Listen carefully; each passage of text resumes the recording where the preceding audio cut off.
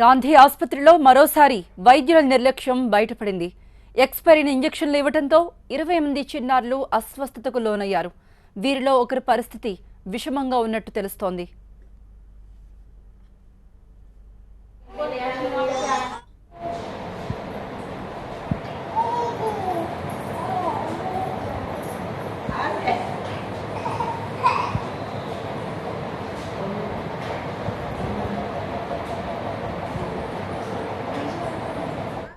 తెలియక ఒకసారి జరిగితే పొరపాటు, కానీ తెలిసి పదే పదే జరిగితే అది అలవాటు. గాంధీ ఆసుపత్రిలో జరుగుతోంది పొరపాట్లు కాదు, సిబ్బందికి అది అలవాటు. సరైన సీసాలో ఫంగస్ కనిపించినా, ఆసుపత్రి బయటే ప్రసవాలు జరిగినా, కాంట్రాక్ట్ ఉద్యోగులు రోగుల్ని పీడించుకు తింటున్నా పట్టించుకునే నాథుడే ఉండడు. అదేమంటే ఎవరి బెదిరింపులు వాళ్ళవి. వీల్ చైర్కు లంచం అడుగుతున్నా పాపమే కాదు. చెప్పడానికి వినడానికి విచిత్రంగా ఉన్నా ఇటువంటి నిర్లక్ష్య ఘటనలు తరచూ జరుగుతూనే ఉన్నాయి. మంత్రి లక్ష్మారెడ్డి తీవ్రంగా స్పందించినా గాంధీ తీరులో మార్పు రావటం లేదు. సిబ్బంది నిర్లక్ష్యం వదలటం లేదు.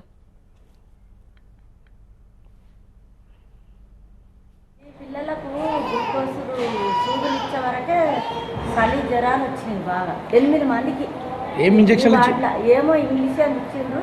ఇచ్చి గ్లూకోజులు పెట్టే వరకే బాగా చలి వణుకుడు వచ్చేసి ఏం తెలుసు డేట్ చదువు వస్తే కదా మేము చూసుకునేది. రాత్రి వంగనే 2 ఇంగ్లీష్ అని ఇచ్చిండ్రు.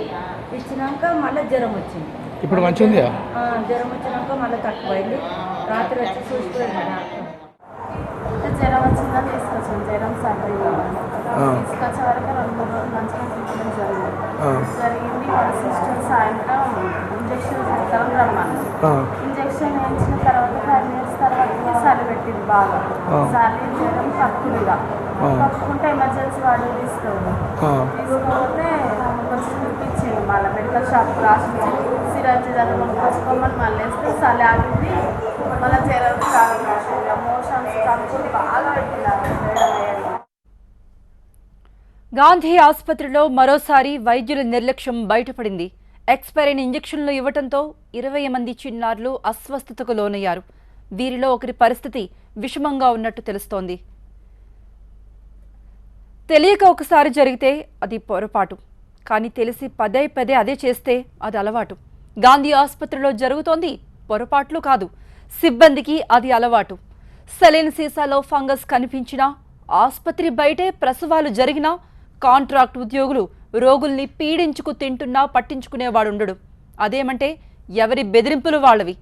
వీల్ చైర్కు లంచం అడుగుతున్నా పాపమే కాదు. చెప్పడానికి వినడానికి విచిత్రంగా ఉన్నా ఇటువంటి నిర్లక్ష్య ఘటనలు తరచూ జరుగుతూనే ఉన్నాయి. మంత్రి లక్ష్మారెడ్డి తీవ్రంగా స్పందించినా గాంధీ తీరులో మాత్రం మార్పు రావటం లేదు.